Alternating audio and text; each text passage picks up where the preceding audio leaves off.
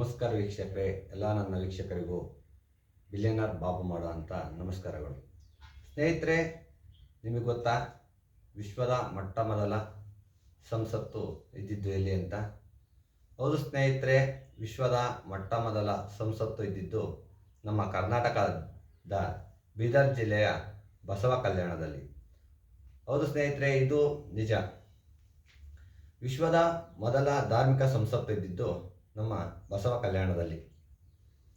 ಈ ಸಂಸತ್ತಿನ ಹೆಸರೇ ಅನುಭವ ಮಂಟಪ.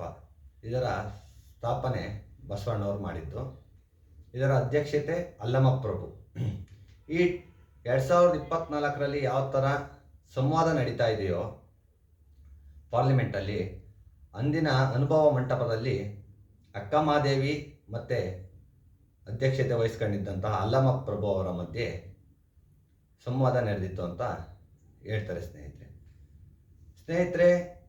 ಈ ಅನುಭವ ಮಂಟಪದ ಉದ್ದೇಶ ಮಾನವ ಏಕತೆ, ಎಲ್ಲ ಜಾತಿಯವರು ಒಂದೇ ಅನ್ನೋದು ಇದರ ಉದ್ದೇಶ. ಆದರೆ ಇದರಲ್ಲಿ ಬರೋಂಥ ಶರಣರು ಮಡಿವಾಳ ಮಾಚಯ್ಯ, ಅಂಬಿಗರ ಚೌಡಯ್ಯ, ಮಾದರ ಚೆನ್ನಯ್ಯ, ಹಡಪದ ಅಣ್ಣಪ್ಪ ಅಂತ ಎಷ್ಟೋ ಶರಣರು ಅನುಭವ ಮಂಟಪದಲ್ಲಿ ಬರ್ತಾರೆ. ಆದರೆ ಅವರೆಲ್ಲ ಒಂದು ವಚನ ಸಾಹಿತ್ಯ ಅನ್ನೋದು ರಚನೆ ಮಾಡಿದ್ದಾರೆ 12ನೇ ಶತಮಾನದಲ್ಲಿ. ಅಂಥ ವಚನ ಸಾಹಿತ್ಯವನ್ನು ನಾನು ನಿಮ್ಮ ಮುಂದೆ ತರೋಕ್ಕೆ ಇಷ್ಟಪಡ್ತೀನಿ. ಆದರೆ ಯಾರೆಲ್ಲ ಇನ್ನೂ ವೀಕ್ಷಣೆ ಮಾಡ್ತಿರೋ ಅಂಥ ನಮ್ಮ ಪ್ರೇಕ್ಷಕರಿದ್ದೀರೋ, ಇನ್ನು ಯಾರೆಲ್ಲ ನಮ್ಮ ಚಾನಲ್ಗೆ ಸಬ್ಸ್ಕ್ರೈಬ್ ಆಗಿಲ್ವೋ ಸಬ್ಸ್ಕ್ರೈಬ್ ಆಗಿ, ನಾನು ಹಾಕೋಂಥ ಪ್ರತಿಯೊಂದು ವಿಡಿಯೋನು ವೀಕ್ಷಣೆ ಮಾಡ್ಬೋದು. ಮತ್ತು ಶೇರ್ ಮಾಡೋದನ್ನ ಮರಿಬೇಡಿ ಸ್ನೇಹಿತರೆ. ನಾನು ವಚನ ಸಾಹಿತ್ಯದ ಬಗ್ಗೆ ನಿಮಗೆ ತಿಳಿಸ್ಕೊಂಡು ಕೊಡ್ತೀನಿ, ಮತ್ತು ಇದ್ರ ವಿಡಿಯೋಗಳು ನಿಮಗೆ ತಲುಪುತ್ತೆ.